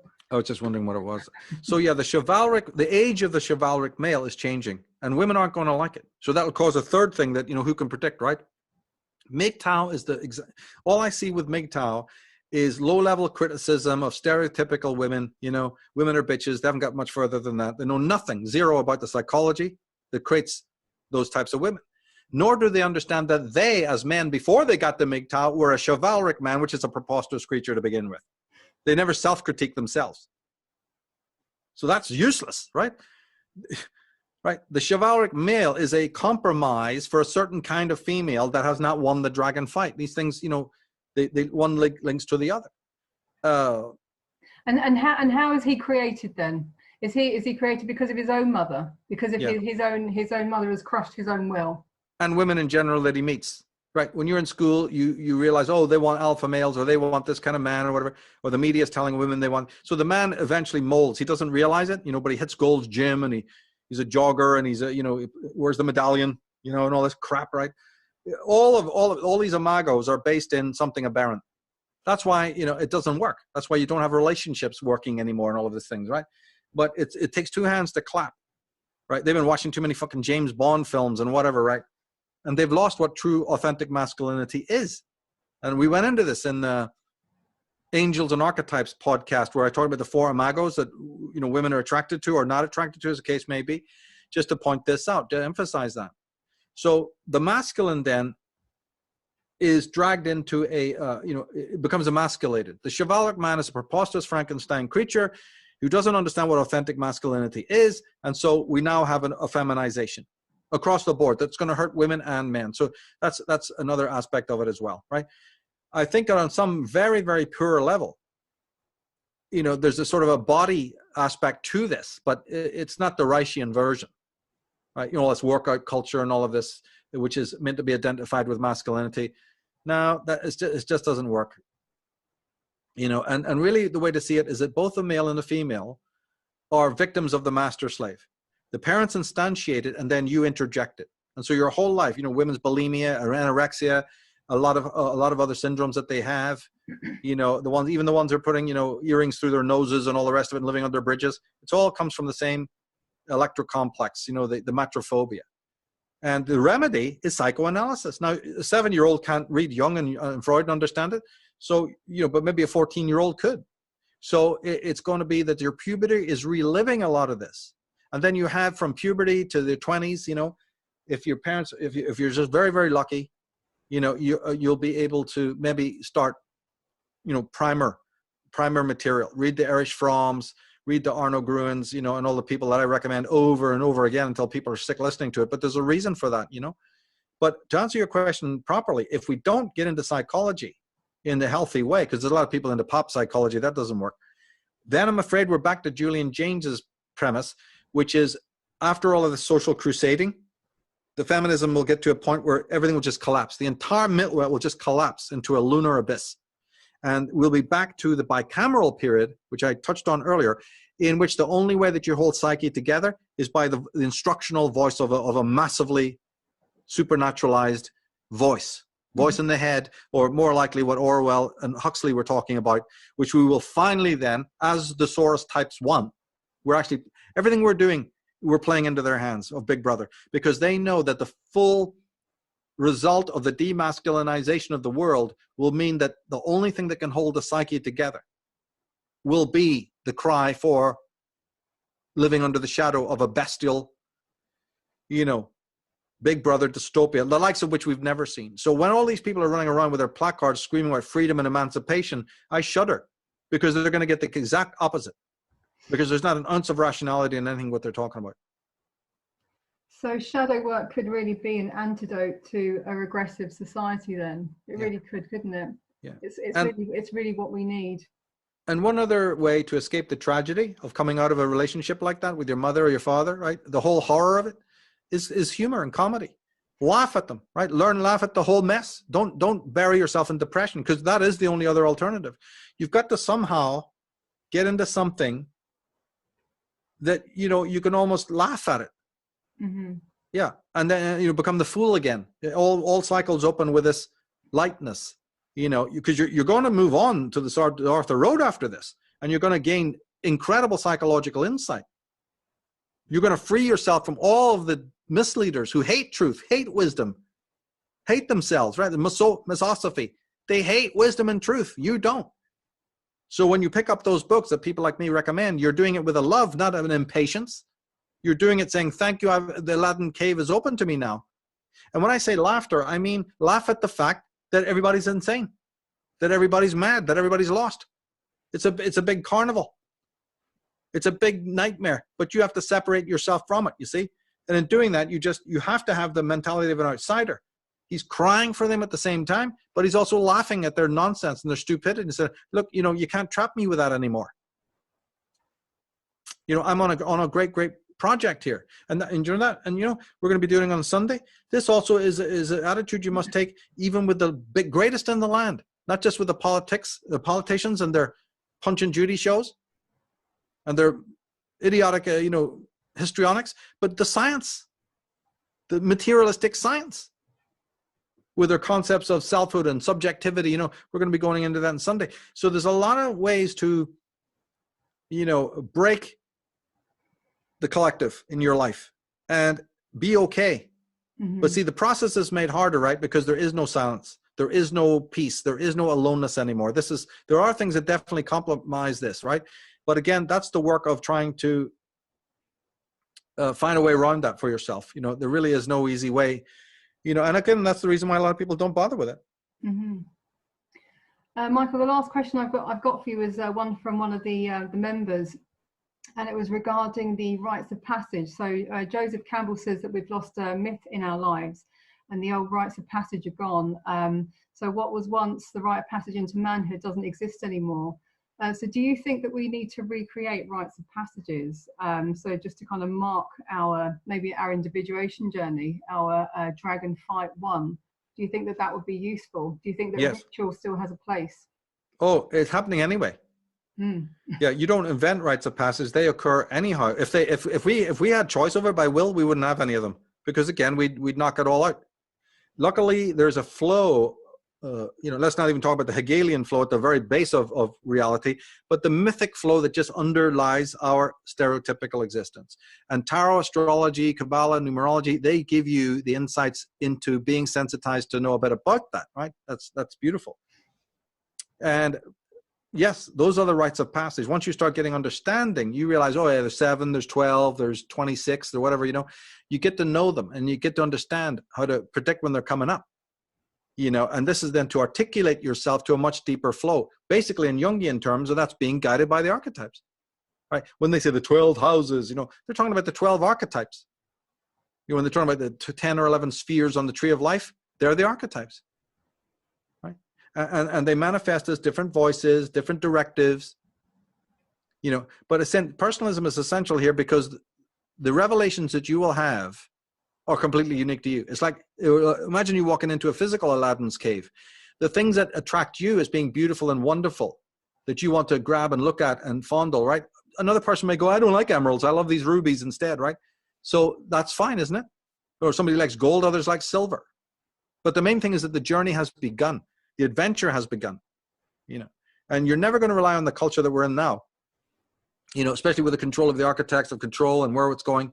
This ultra-feminization. So you have to pick up the slack on your own, and realize that. And again, realize what we just read from Freud and from feeling is a key part of this. And so the one thing we haven't mentioned here about getting in touch with the archetypes is art and aesthetics. You mentioned dream journals and things like that, or even dreams. You see, okay, let's back up a bit just to answer this properly. One thing we did not mention too deeply, or I think we did, yeah. In the process of getting in touch with the deeper emotions, it's soma. They're actually contained in the body. So then you have a Janovian, right, Reichian idea of that I must not just remember or think about what happened to me in my youth or at any given time or yesterday when they were still doing it, right? These parents or whatever. But I must feel as I felt back then. Right. So Arthur Janov is saying, I have a psychotherapy that's different than Jung and different than Freud and different than all the rest of them, because I'm not interested in putting you on a couch to hear you talk about what happened. I want you to lie on this couch and in a bioenergetic way, awaken, and that's stimulated also through bioenergetic therapy, as everyone knows. I'm just reiterating what a lot of your listeners already know. But in that stimulation of the body, you awaken the feeling. This is crucial. You'll only awaken it a bit. We're not talking about completely diving into what you felt like, right? But the shame that you felt of how dare they affront my ego? How did she do that? My mother, my father, or those people, who the hell was this that came in and told me, I'm this and I'm that. So you try to awaken the emotions as well. And that's what he thought the true catharsis was, right? And this will also then involve the awakening of a deeper sensitized feeling. So that basically wraps that up, is that the sensitization is never going to be deep. The way I described it before, it's never going to be deep unless you are in fact exercising these issues of the past and bringing up the feeling, not the memory. That's real psychotherapy's difference. Because then what you're doing is you're opening now access to the right brain. And then you now can experience the wholeness, which makes the Siddhartha road less lonely, less painful. Once you are articulated to the greater wholeness of which you're looking, right? Which is not the same as oneness, by the way. This wholeness that you're intuiting and that the right brain preserves is then the little pack on the fool's back, that he's carrying, that has the treasures, that will never leave you alone. That sense of greater, but that cannot be thought about. It's too little to be thought about. It's too great, right? It can only be felt. And art is essential here, because art is the way that you also then commune with the feeling body and the right brain. In other words, you bypass the sensor. Yeah. Language, words, metaphor is much more of the left brain. Art and music, poetry, and so on is more of the right brain. So again, this is going to challenge you, because now you're going to say, I don't want to live in the city anymore under this noise and chaos. I'm going to have to move to the countryside, or at least nearby it. Well, your partner may go, no, you're not. I don't want that. I love this apartment and the flat ground and the concrete and the steel. It's so convenient. Look at our lovely parking spot. So, you know, that's the end of that. All of what we're talking about is a major challenge today in society. And there's despair either way. But you see, there's legitimate despair by your attempts to live the authentic life. And then there's the terrible existential shame of living the inauthentic life. Mm-hmm. And again, you'll soon find a pink hat and a placard and run around with all those other snowflakes going, decorate my inauthenticity, big brother. I'm really pissed with you. Don't you know I've come to the end of my sensations? And you guys you have the audacity to not keep me perpetually stimulated with more TV and more sex bots and more whatever you're going to produce. Get on with it. You know, so one idiot hears them saying, freedom, we want freedom for the oppressed. And the psychologically empowered person, which I hope, you know, our audience is all like that, is saying, oh my God, look at what we're dealing with here. These are suckers. They're not creators or co-creators.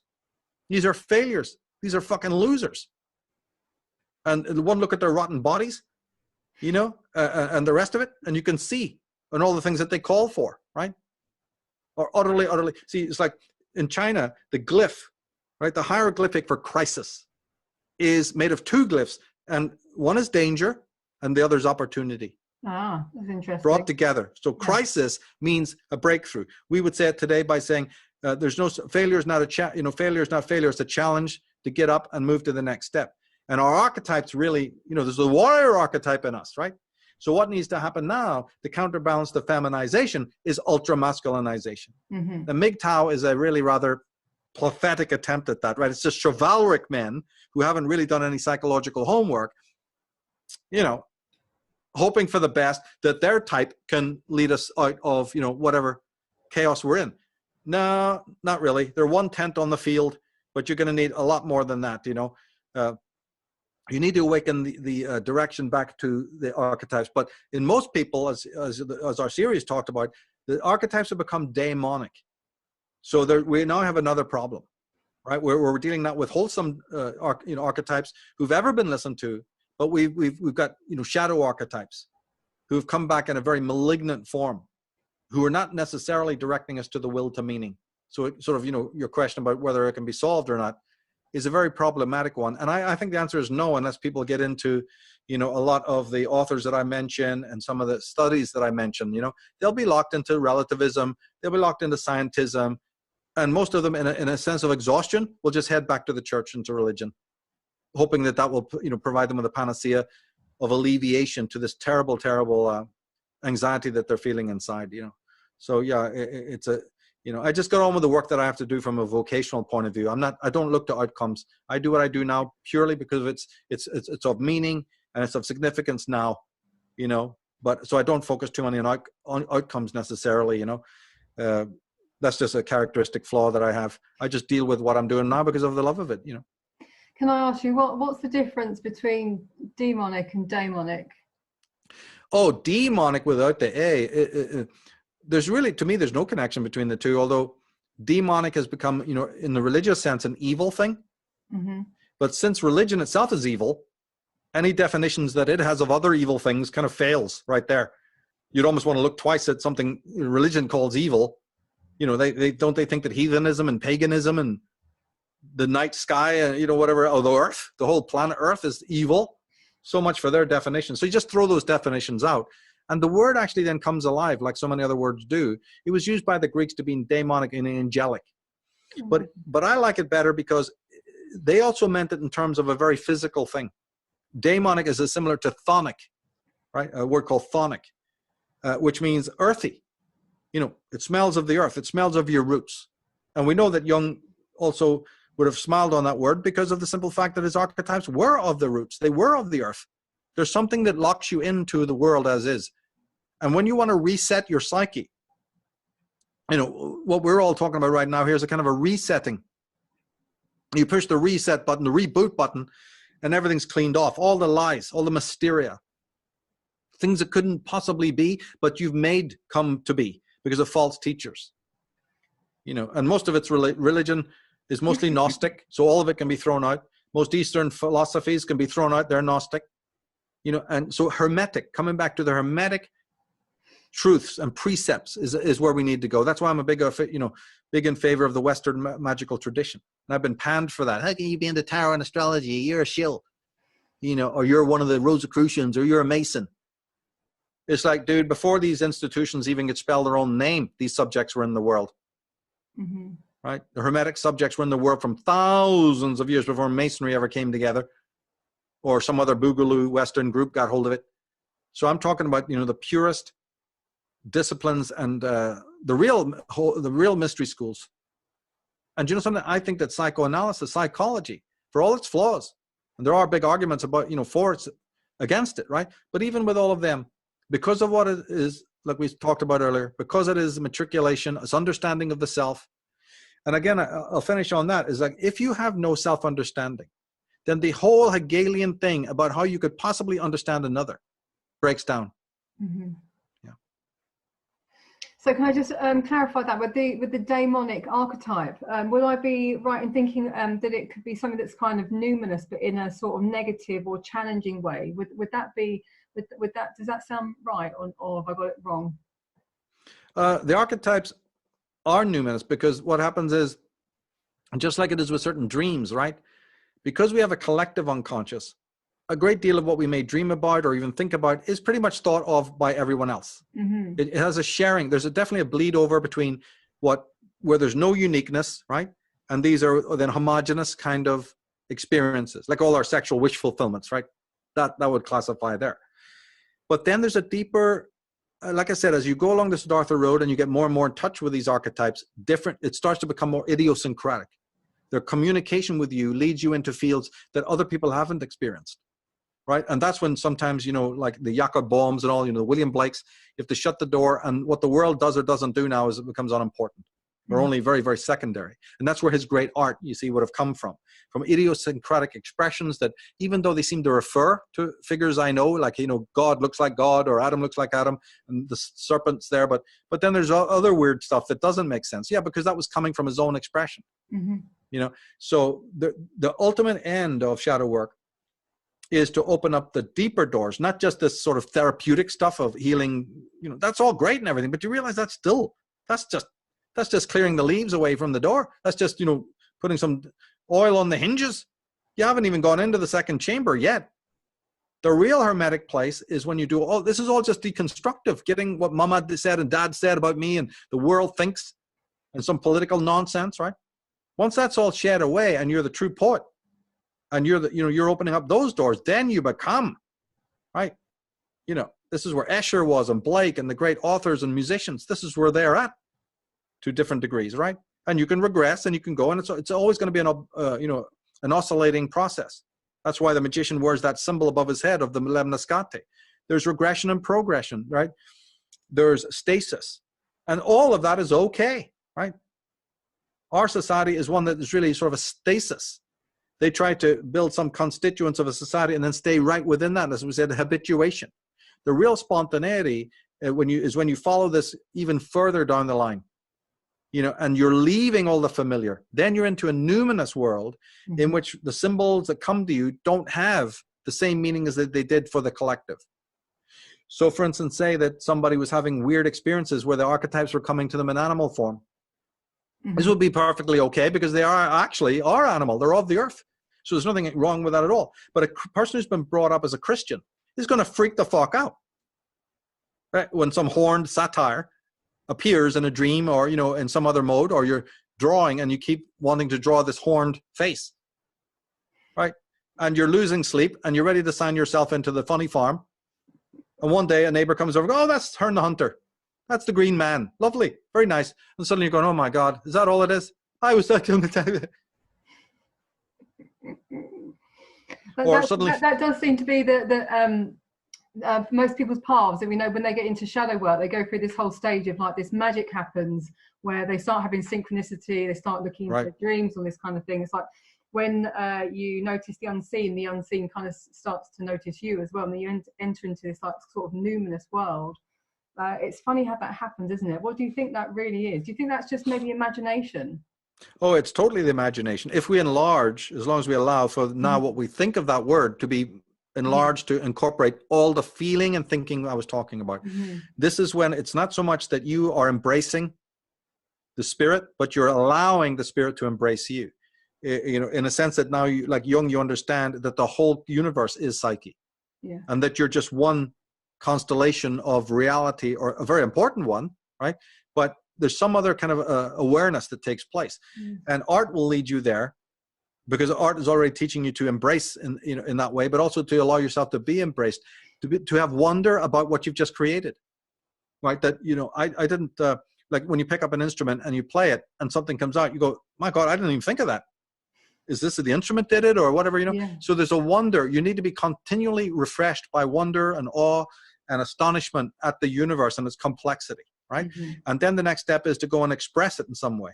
But then the absolute apotheosis of that is when you, at this point, you cease asking any other external force to explain those numinous experiences. It's really numinous when you are the font of it, and you are also the explainer of it. No chronicle, no holy book, no expert.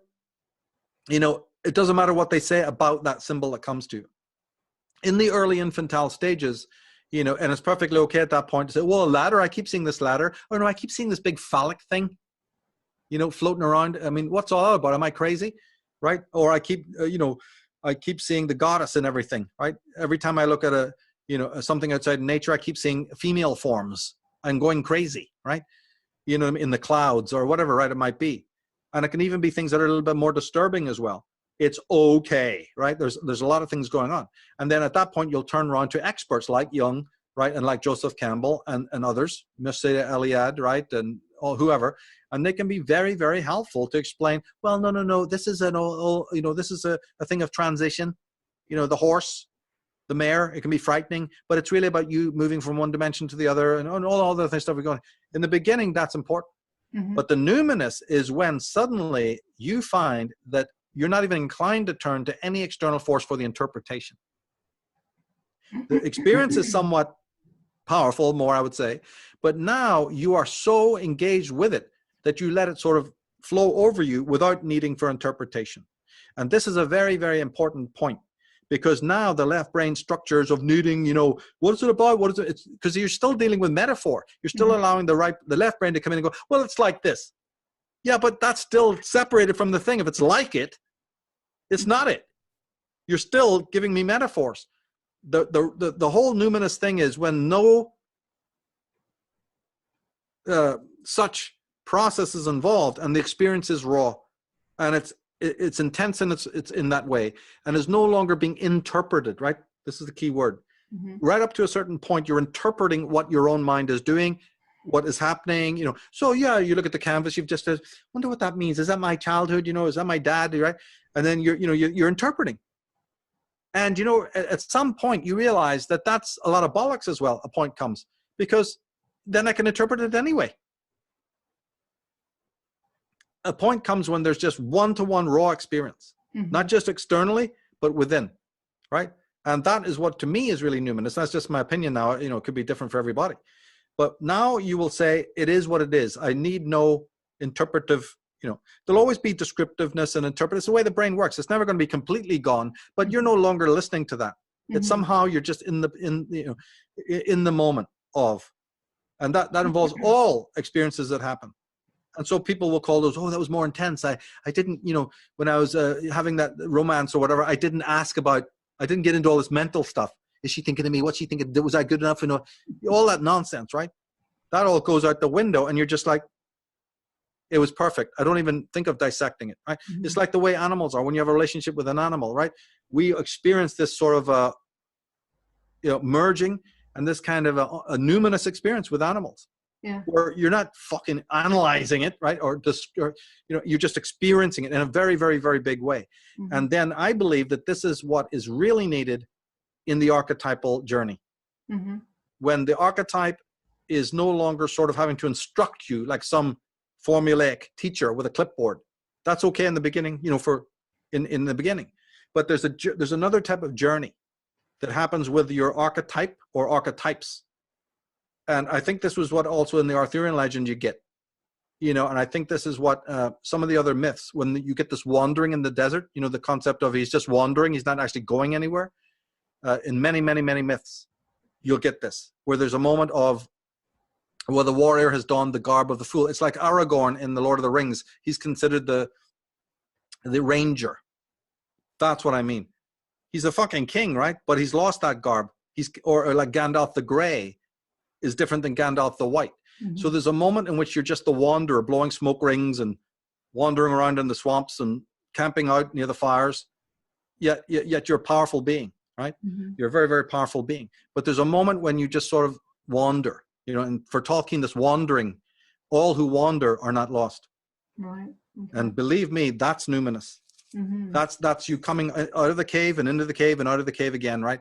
It's a different sort of numinousness. And certainly you're not asking anybody to frame your reality for you. And you even release the archetype from having to explain and explain and explain, and then put them in the role of a tutor. Mm-hmm. Right now, when the anima comes to you and the animus is there with you, it's of a different comportment altogether. And then a whole other story of cosmos, of universe, of self can unfold. And that's to me is the numinous.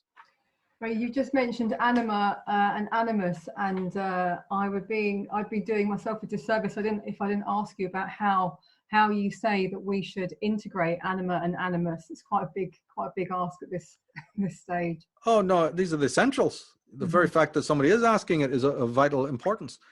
Well, you see, it's like the shadow work is first, because the shadow is merely the emissary of the anima, and the anima is only the emissary of the self. Right? The animus, who's masculine, is more the force that helps you deal with external reality. The anima is the one who guides you on the inner journey, right? And you won't even get to that journey without dealing with the shadow work first. They're like the chains that hold you from the archetypal realm, right? We're in the stereotypical realm, right? And one of the reasons why millions of people live and exist in history and die without understanding that there's an archetypal level beneath them. They experience war, they experience poverty, success. I got the job, I had a baby, I had a child, I'm married, I had divorce. They go through all these experiences, which are rites of passage, and have no idea that they're connected to rites of passage. Brilliant, right? Because they don't have that sensitivity. Well, they're not going to have it because the archetypal realm that just sits below this, that's moving all the time, there is a wall between it. And that wall, right, won't disappear without the shadow work. So you're chained to the stereotypical. You're actually chained there. And we kind of know it on some level. It's our frustration. I want to do more. I want to be better. I want to be somebody, right? I want to create. Yes, that's it. But until there's a flow, a percolation up from the archetypal, you'll never find your destiny. So the great work is that. Part of the great work is to immediately become sensitive to the archetypes. And as I said, the divination arts, they help as well. And getting into even physical art and certainly working with the body, that's key. Then after you start to get sensitized to the archetypal, now the anima says, good, the fool has learned lesson 1. And then she will come, in a way that now says, all right, we're going to the next level. And then a journey can begin. So that is not possible without doing the shadow work first. And, and then once you've done it, then a different kind of sensitization opens up, and now you can hear that voice. Mm-hmm.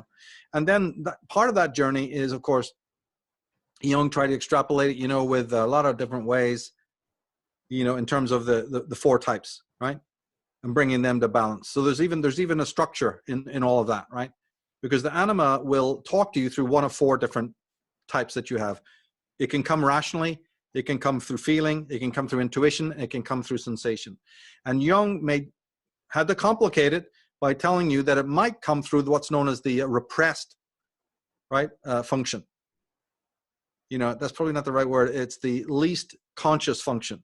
3 are conscious. 1 is very conscious and 2 others to support. And then there's this repressed one that's way out in the unconscious. It's still out there like I always liken it like a space station with nobody on it, floating out there in the nether. And one day a light, it gets turned on, and then you start to feel it coming in. So there's that to bear in mind as well. It's a whole other conversation about that. But let's just keep it simple for now and say that the anima is going to appear through one of 4 doors and lead you. And it can be a mightily unearthing, devastating experience. You'll see this in the movie with Jeff Bridges called Fearless, Mm-hmm. right? And in other ways as well. You know, you might even see it in the Tolkien thing, right? With you know, them having to leave the Shire. But I'd say Fearless is even, you know, much more articulate. But there's many other films as well that go into this. And it's at this point then that the numinous quality will probably increase. There are numinous things from before, but they're going to be very far and few between. It's only when you come into contact with the anima and begin the journey that the numinous thing is really going to, you know, take over, so to speak, you know. And yeah, that could lead you to awakening different physical talents that you've never had before. It'll certainly demand that you change your lifestyle in multiple ways, you know, and all the rest of it. Pay attention to nature and animals and things that you never thought of before. So it can take all sorts of forms. Okay. The last question I have for you is about manifestation. So manifestation seems to be a big kind of buzzword as well within the sort of New Age movement. And in my own experience, I know that and I knew this before when I was completely unconscious, that when I think of something, I can direct things by thought. Not completely, not always. I can't control all of my future like that. But there are some parts of thought that are really kind of shaping for my future, I think, anyway. So I just wanted to find out what your take on that is. Yeah, to me, that's a hard one, you know, because remember, yeah, this is huge. I'll be dealing with it in a forthcoming book on existentialism, and it's about whether or not we did cover it in Path of the Fool, right? But in that show, it was articulated this way, and that is there really a goal, true spiritual goals or true whatever goals, you know, on the path that we take, or are those just illusions? And is it the need to just feel, you know, the cobbles under the horse's foot and the wind in our hair and the experience and exhilaration? And then we pretend that there's actually, you know, a trophy at the end. And it's the same in this. In my need to manifest, is that legitimate and good? Or in my effort of manifesting, am I actually blocking another kind of manifestation that's already taking place? So this is in German, the term letting be. They even have it in the East, in Japan, you know, where it's more referred to as Wu Wei. But they have it in German philosophy, mystical philosophy. And that's just letting a thing be. So there is the imposition of the human will to manifest. And I believe that occurs. So this is where it's difficult to decide because both exist. And then there's the more stoical way of completely pulling back and not interfering. Well, you know, this brings me back to this idea that I keep coming back to about free will versus fate. So I think that I need to spend some time doing a bit of reading and research into this because this is, you know, me asking you this question just kind of brought me back to that again. Well, see, remember, we are already the product of manifestation, right? And it's certainly true that what we think changes the world, right? And when you're working with the archetypes, your ability to manifest is highly accented, right? Although it may take the form of, well, all right, let's frame it in the way that I normally do. Not only is this whole thing we're talking about holy work, it is also extremely about psychic sovereignty, right? And one of the other reasons why things are happening in the world today, why religion is still so powerful, why political histrionics and hysteria is the order of the day, is because nobody has the faintest idea what evil really is. It's the missing part of the curriculum, right? When you upgrade any kind of insight, it's going to be insight that has this reinforcement, this sovereignty involved, in which you become very, very aware of what is foul, what is, you know, evil in yourself and in others. And so this is also going to be massively upgraded, this insight, with working with the archetypes, right? So what I would say to that is that now, because you are able to really see what is pestilential and toxic and poisonous in the world or in other people, you are going to have now greater demands, you know, on who you hang around with, where you live, and on you know, how you know, in other words, your relationship with time and your own productivity. and how many distractions there are and all of this, right? So manifestation is also strangely born out of this ability to exclude, right? And become certain of what is your priority. Without that, I don't think the word has much currency, right? Manifestation is a very physical thing.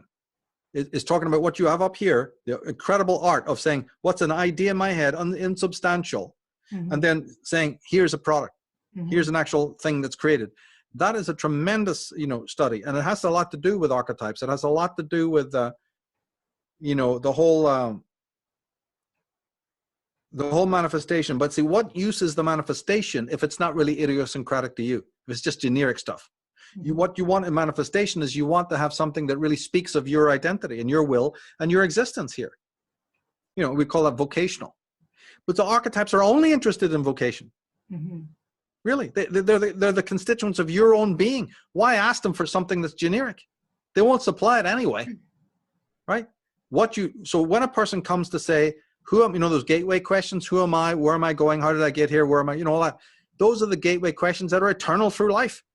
And they're the questions that perk up the archetypes. They want to answer those for you. They want to lead you to the answers. And art and creativity and manifestation, right, are gigantic affirmations of that. Like, I think when somebody becomes more creative, that is their affirmation that you're on the right track. What could be more than that when you want to sit and write and you want to sit and paint and you want to sit and create and you become obsessed with it, right? You know what I mean? And you just want to build that out and be part of your vocation and do it regardless of what anybody says. I think that's a commitment, to your own psychology. And it can take many, many forms. And the more numinous it becomes, the less you need anybody else's approval. You don't abandon it altogether, because then you're some sort of kook who just wants to do things on your own and you're the judge of it. No. There's still an element of the world's, statements or whatever, but it's not approval that's eclipsed your own sense of being. Right? They can approve and they can disapprove, and you'll cordially and stoically take on board what somebody else says, and you may even still be, mimicking somebody else or inspired by somebody else. Of course, all of that's going to still exist. I'm not talking about somebody who becomes autistic, where the world doesn't exist. But what happens now is that the world's approval is no longer eclipsing your identity. Where, oh my God, they don't approve, change, which everybody's doing right now. It's all just a jostling to fall in with some bizarre socialized image of what a person should be, a man and a woman, or some other hybrid in between. The thing has gone completely derailed, right? My goodness, and don't we have quite a few hybrids at the moment? You don't know what to say. You just don't know what to say about it.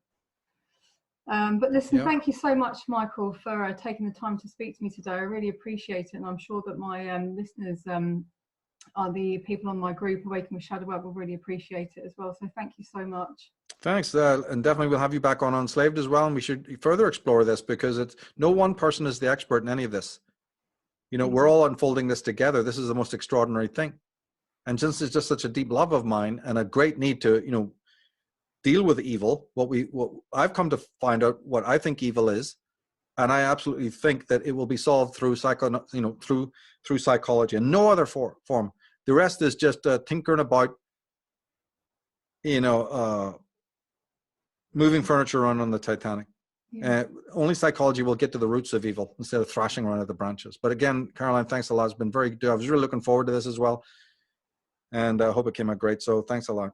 Thank you, Michael.